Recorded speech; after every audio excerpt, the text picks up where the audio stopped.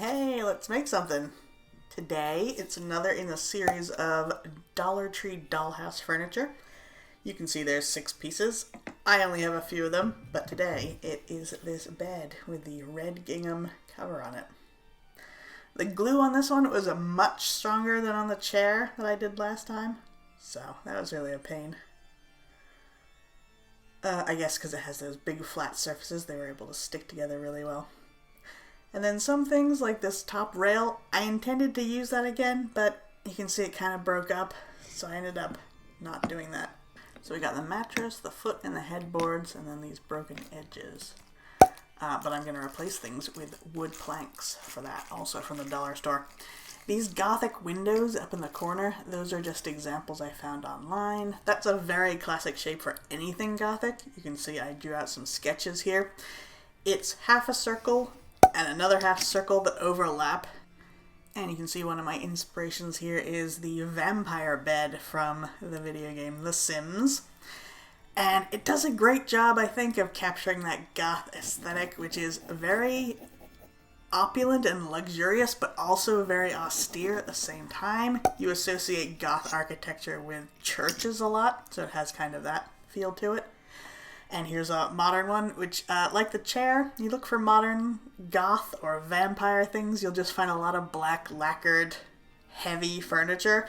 And I like this too, that it has this very heavy, angular frame with a huge high headboard. So I'm definitely working with that. It's a little tricky to cut these boards. If you cut them in a straight line, it's easier. Just an X-Acto knife along a straight line, you can snap it. Trickier to do the curve, but not impossible. You just need to cut through the layers pretty carefully. Although I did break out the miter shears, which are pretty awesome for any small cuts. They're not ideal here. I wish they had a longer blade, but they get the job done. All those various layers having to come apart. And most of the items in this dollhouse furniture set are 1/12 scale, meaning every inch of the item is supposed to equal a foot in real life if it was a real piece of furniture. This bed is so small that it's actually 1/24 scale, which means that 1 inch is actually 2 feet, which makes sense if you look at it. It's about 3 inches long, and a bed that was 3 feet long, that doesn't make sense. But one that's 6 feet long, that's more accurate. So that's the scale we're working on. I was finally able to shape this board with my Dremel's little sanding wheel, which I love. I love that thing. And I am actually making some of the details for this with just chipboard. This is the back of a pad of paper. You can see I still have it attached. I was going to use a thicker chipboard, but it was very hard to cut through, and I realized I was making the edges rough, and it was just looking bad. So I figured thinner chipboard, I can make it smooth. You can see I've measured out my design. I decided to make it look as if it has 2 inset panels, kind of like the window that we saw earlier, and then I did add that round space at the top, which I'm going to put a decorative element into. Kind of like the rose windows you might see in Notre Dame, a classic Gothic cathedral. And this chipboard cuts very nicely, unlike the first piece I tried.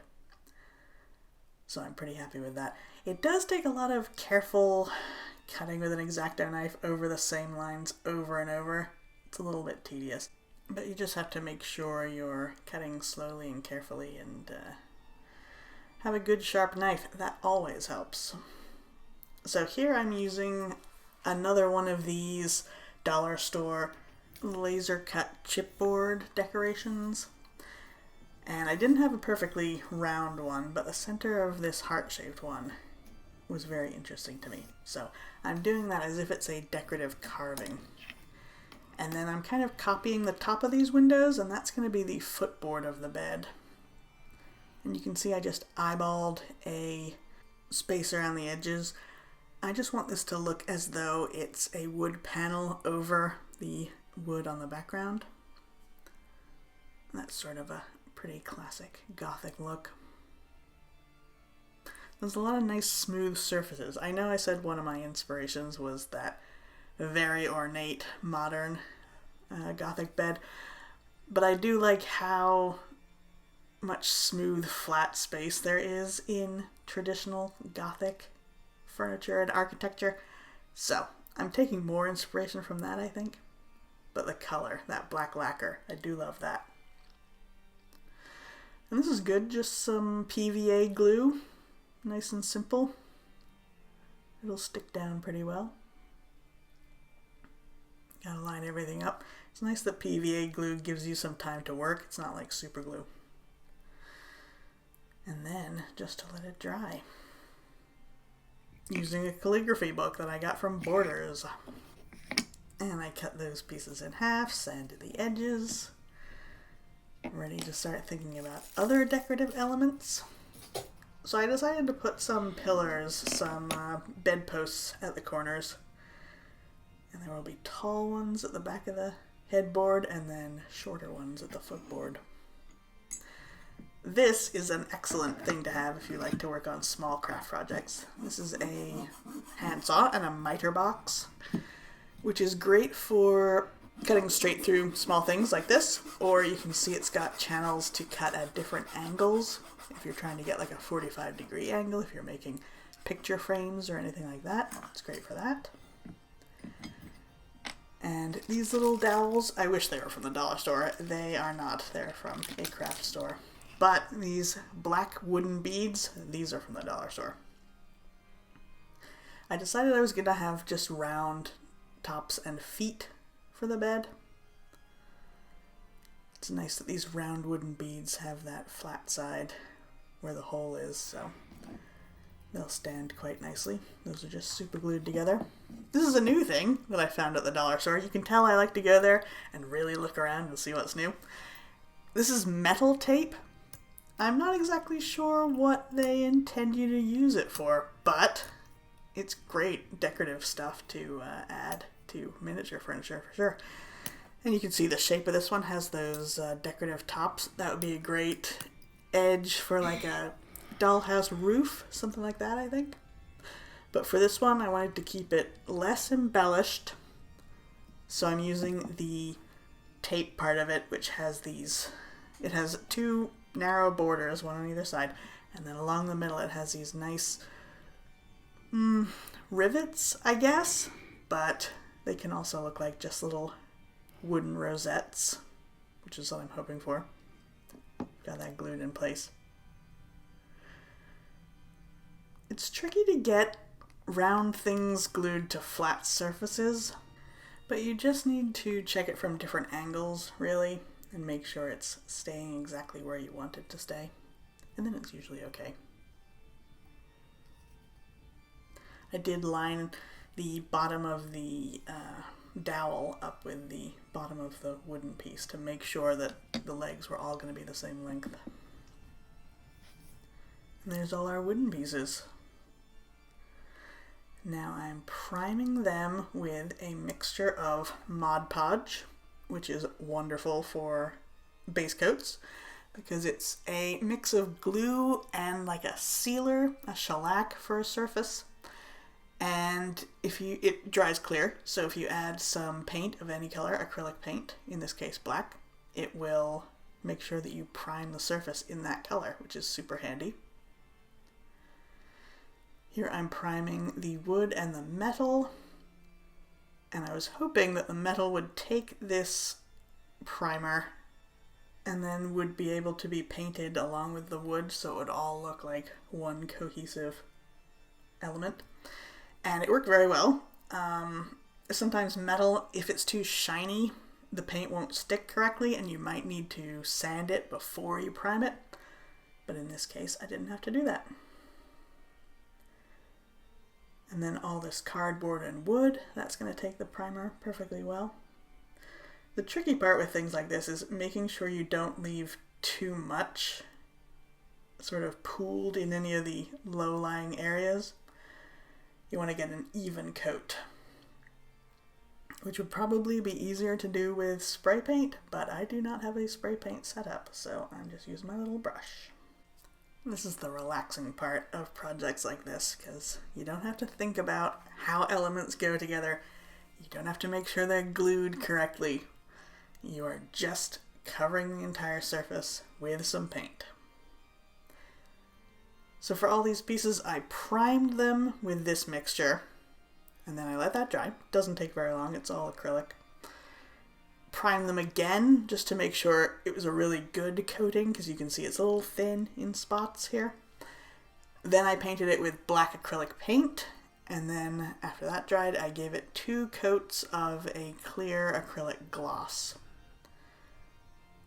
And this whole time I was thinking, well, I don't want to leave these bead holes at the top of the posts, which are the things you see for the bed. And I was wondering if I could attach any beads to the top, but I didn't have anything I really liked, so I decided to just fill in those bead holes with spackle and then paint over them, and I think it worked perfectly well. Now this mattress, I decided to bulk up the wooden mattress that came with the bed with a kitchen sponge, also from the dollar store. It's one of these really fine textured sponges, which I love for crafts. And I had to slice it in half because it was too thick, but then I fit it to the size of that wooden mattress, which I guess is now a wooden box spring. And I had some black ribbon. I had a black ribbon bow. I don't even remember what it's from, but I decided I could cut that to be black satin sheets for this gothic bed. And I'm just using some super glue, and I'm kind of wrapping it like a present. I'm doing that folded corner, because from the sides of the bed, I don't want you to see any edges, and then the front and the back of the bed are going to be covered up by the headboard and the footboard, so don't have to worry about those. And I use the edges of the ribbon where it's not going to fray, sort of to my advantage. Here I have some velvet, which is meant for lining jewelry boxes, so it has a sticker back to it. It's very handy. I love it for miniatures because it has such a fine textured velvet. This is what those packs of laser cut items looks like, by the way. You usually get 6 in a pack, 2 of each design, of 3 different designs. Whenever I go to the dollar store, I end up looking through all of them and thinking really carefully about how I could use them in the future. So to make the bedding for this bed, I decided that I would have the black satin sheets, as you saw, for the top part of the bed, and then the coverlet would be this velvet that's turned down so you can get into the bed, and then the part that's turned down is going to be as if it's the sheet. So that's kind of what I'm figuring out here, which is handy because I can stick that right to the glue backing. And then I don't have to worry about the edges too much because I'm going to tuck all those in, as you'll see. But I do think this worked quite well. This glue backing for this velvet is very sticky, which is nice. So it doesn't come loose too easily. That's also why I'm taking my time trying to line it up at this stage. But again, I'm just going to wrap this sponge like a present. Paying special attention to how the sides look, and knowing that I don't need to pay as much attention to the top and the bottom of the mattress because those edges are going to be covered up entirely by that very heavy bed frame that I've made. It is satisfying. I do love to wrap presents as well. A little glue for insurance. Yeah, I've learned from past projects that sometimes you get everything stuck down and it seems great and you don't want to add too much glue because you can usually see that on a miniature. But then you leave it and you think it's great, you come back later, it's unstuck itself. So it's better to use glue if you can, and you just have to be careful about where you put it. Speaking of which, that's why I didn't add any glue to the top of the mattress underneath the sheet or the blanket, because I knew it might leak through and you would see it. So I was hoping that I could just stick everything on the back, and I was able to do that. So I'm glad that worked out. I probably made it a little bit harder on myself using sponge rather than just, a piece of wood that would have been very easy to glue things to, but I wanted it to have that softer look as if it was a real mattress. The opposite of that, here I'm making a bolster pillow using a dowel and some of this stick-on velvet. It would have been nice if this was soft, but it doesn't bother me that it's hard because I want it to look very structured. And it worked pretty well. I'm folding in the ends here, just making it look like those pleated ends to a bolster pillow. It would have been nice to pleat it more times, 6 or 8 times maybe. I only did 4, but it's just so small. I was afraid the velvet pleating would just pile up and become way too thick. And here I'm using embroidery thread to make some little tassels for the ends.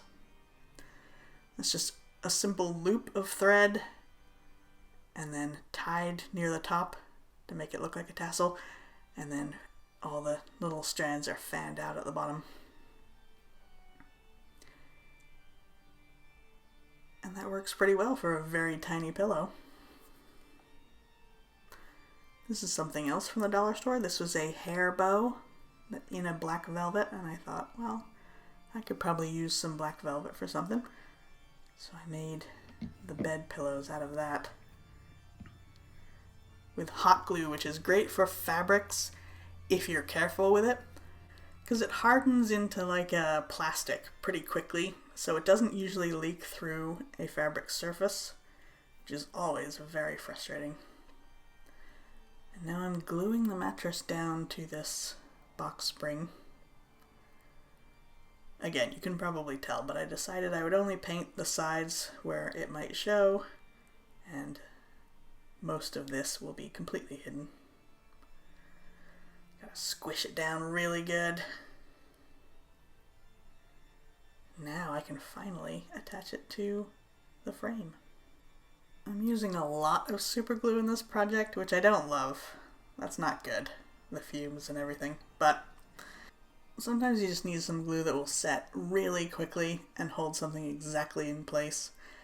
And I'm trying to get those right angles on this bed because otherwise the bed legs will be crooked. And I don't want that. I kind of made it harder on myself using the sponge again because when you're just gluing right-angled pieces of wood together, it's definitely very much easier. I did have to squeeze things in place to make sure that the mattress wouldn't affect how everything set together.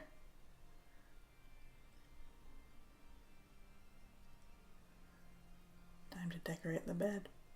I'm really happy with how it came out, the bedding part of it. It does really look like it could be a real little bed. And if you were only 3 inches tall and spending the night in Dracula's castle, I think you'd be pretty intimidated by this giant bed. Well, thank you everyone for watching, and I will leave you now with just some images of the finished bed.